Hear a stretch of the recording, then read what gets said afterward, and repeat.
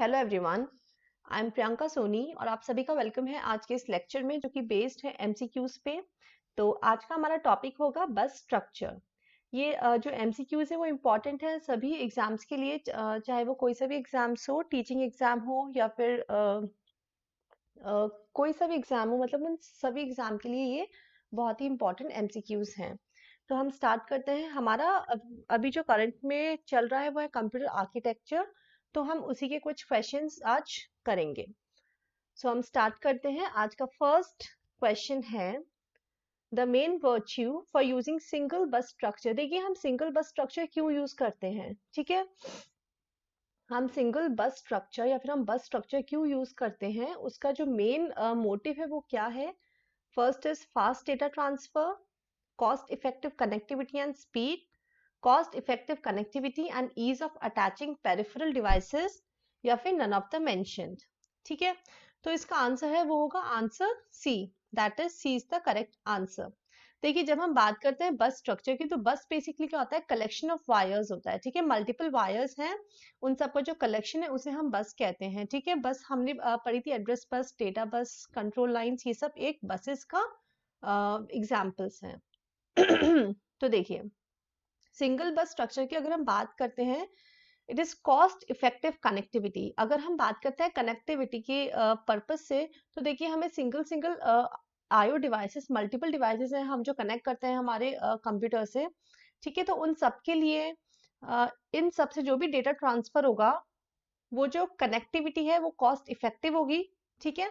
उसके बाद अगर हम मल्टीपल डिवाइसेस है जो हम कनेक्ट करते हैं, तो वो भी थोड़ा इजी वे में होगा, ठीक है।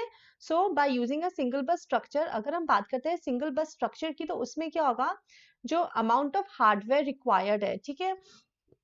देखिए मैं लिख देती हूँ, जो अमाउंट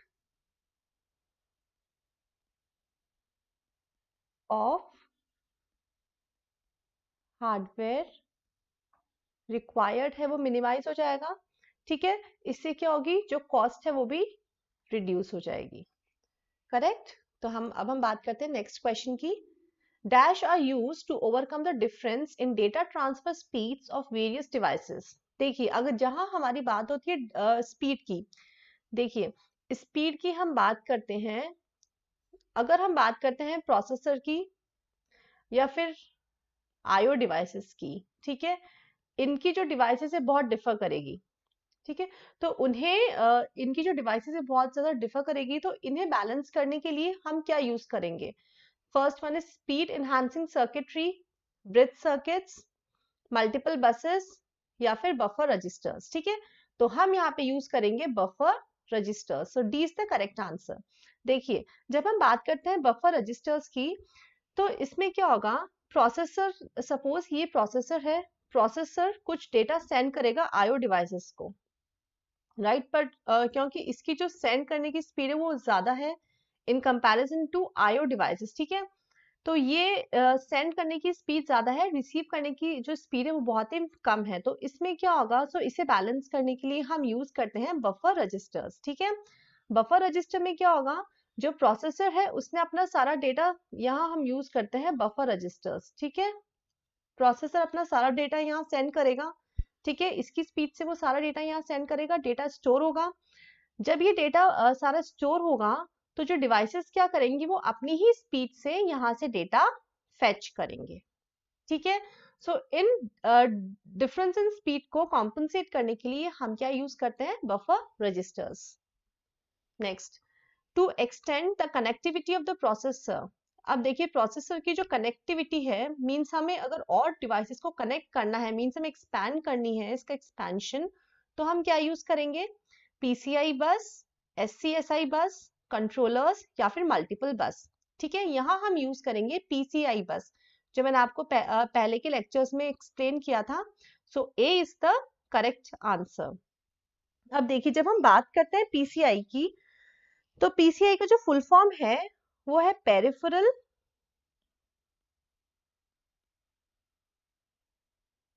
कंपोनेंट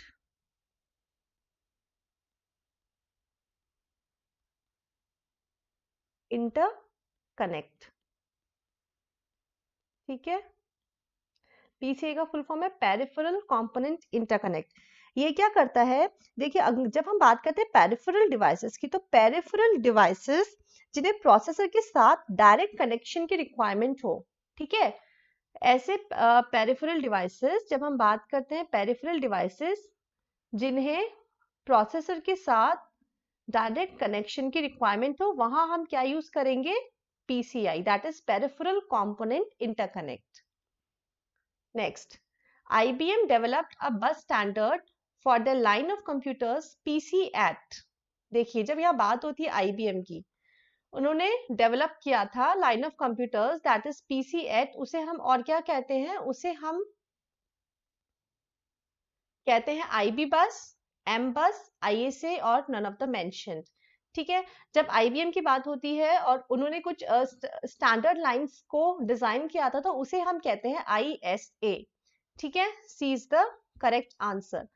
हम यह बात करते हैं ISA की, तो फर्स्ट ऑफ ऑल इसका फुल फॉर्म इंडस्ट्री स्टैंडर्ड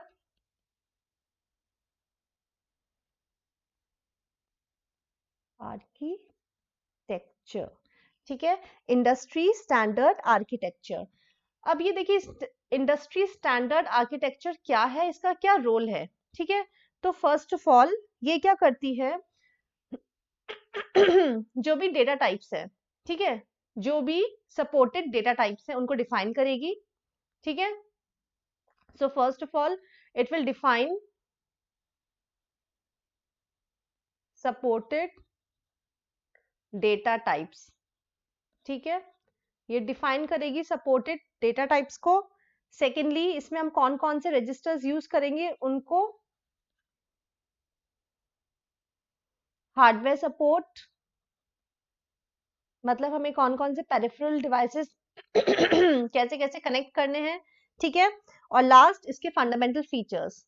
ठीक है, इन सबको कौन डिफाइन करता है, ISA, फंडामेंटल फीचर्स। जब बात होती है फंडामेंटल फीचर्स की, तो देखिए फंडामेंटल फीचर्स मतलब क्या होता है, जैसे हम एड्रेसिंग मोड्स की बात कर लेते हैं। ठीक है, एड्रेसिंग मोड्स हैं या फिर वर्चुअल मेमोरी है, तो ये जो सारे फीचर्स हैं वो है फंडामेंटल फीचर्स। ठीक है, नेक्स्ट हम बात करते हैं the bus use to connect the monitor to the CPU। कौन सी बस है जो मॉनिटर को डायरेक्टली CPU से कनेक्ट करेगी, तो उसके लिए है PCI बस, SCSI बस, मेमोरी बस या फिर रैम बस। तो इसका जो करेक्ट आंसर है वो है option number B, that is SCSI bus. ठीक है, SCSI का फुल फॉर्म है स्मॉल कंप्यूटर सिस्टम इंटरफेस। ठीक है, देखिए SCSI में क्या होगा, ये कुछ स्टैंडर्ड्स को, ये कुछ सेट ऑफ स्टैंडर्ड्स होते हैं जो क्या करते हैं, जब हम फिजिकली किसी डिवाइसेस को कनेक्ट करते हैं ना, तो ये वहां यूज होती है। ठीक है, जैसे कि it is use to connect video devices. देखिए PCI बस की अगर हम बात करते हैं, it is used to connect video devices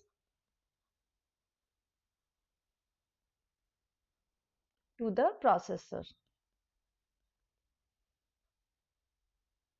ठीक है, SCSI that is small computer system interface, video devices को प्रोसेसर से कनेक्ट करने के लिए हम ये यूज करते हैं। So option number B is correct. Next, ANSI stands for, बहुत ही कॉमन क्वेश्चन है ये, American national standards institute is the correct answer.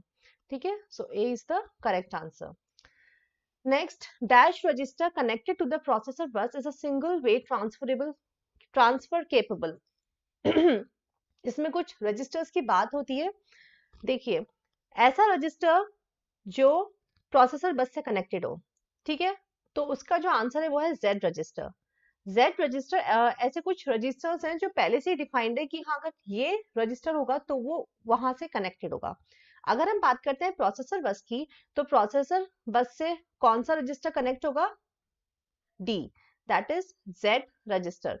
अगर मैं बात करती हूँ मेमोरी या फिर सेकेंडरी डिवाइस से कौन सा रजिस्टर कनेक्टेड होगा, तो वो होगा मेमोरी एड्रेस रजिस्टर। ठीक है, प्रोसेसर बस से कौन सा कनेक्टेड होगा, जेड रजिस्टर।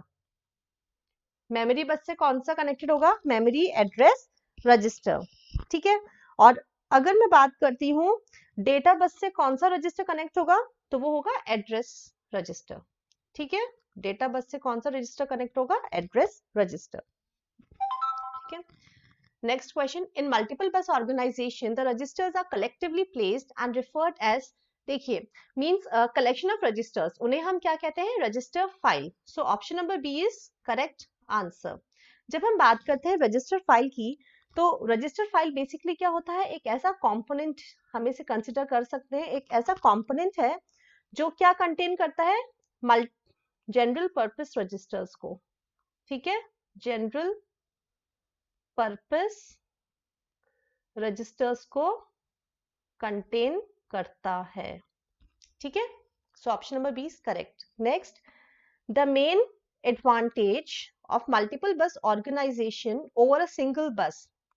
जब हम बात करते हैं the main advantage of multiple bus organisation over a single bus, तो इसका जो मेन एडवांटेज है वो क्या है, reduction in number of cycles for execution. ठीक है, जितनी नंबर ऑफ साइकिल्स हमारी रिड्यूस होगी, मींस हमारा जो एग्जीक्यूशन टाइम है वो जितना फास्ट होगा उतना ही अच्छा हमारी कंप्यूटर की परफॉर्मेंस होगी। ठीक है, तो ये किस पे बेस्ड होगा, मल्टीपल बस ऑर्गेनाइजेशन पे। So A is the correct answer. Next, the ISA standard buses are use to connect. देखिए मैंने अभी आपको बताया था कि जब हम बात करते हैं PCI बसेस की, ठीक है, PCI बस हम कब यूज करते हैं, या फिर SC SI बस हम कब यूज करते हैं। ठीक है, ये इसका थर्ड क्वेश्चन है, ISA बस हम कब यूज करते हैं। ठीक है, तो ISA बस हम यूज करते हैं to connect hard disk and processor. ये आपको याद करना है, hard disk and processor. So C is the correct answer.